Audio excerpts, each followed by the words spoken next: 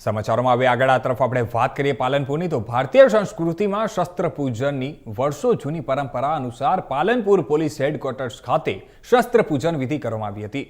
સરકારી કચેરીઓ અને સુરક્ષા દળોમાં પરંપરાને નિભાવતા શસ્ત્ર પૂજન કરવામાં આવી છે અને આ અવસરે જિલ્લા પોલીસ અધિક્ષક પ્રશાંત સુબેની ઉપસ્થિતિમાં વિધિ વિધાન સાથે શસ્ત્રોનું પૂજન કરાયું હતું અને સાથે જ ડીવાયએસપી, પીઆઈ, પીએસઆઈ અને અન્ય પોલીસ કર્મીઓ પણ ઉપસ્થિત રહ્યા હતા। પૂજારી દ્વારા મંત્રોચ્ચાર સાથે શસ્ત્રોની પૂજા કરવામાં આવી હતી અને દેશના રક્ષાકર્તા તરીકે પોલીસ જવાનોના ધર્મ અને કર્તવ્યના પ્રતિબદ્ધતા પુનઃ મજબૂત કરાઈ હતી। શસ્ત્ર પૂજન દરમિયાન આત્મવિશ્વાસ અને શિસ્તતાના ભાવ સાથે પોલીસની હાજરી રહી હતી।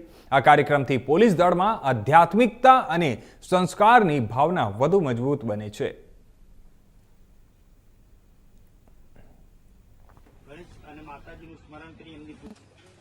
બનાસકાંઠા જિલ્લાના પાલનપુર ખાતે પોલીસ હેડક્વાર્ટર ખાતે આજ વિજયાદશમી દશેરાના નિમિત્તે શસ્ત્રપૂજન રાખવામાં આવેલ હતું।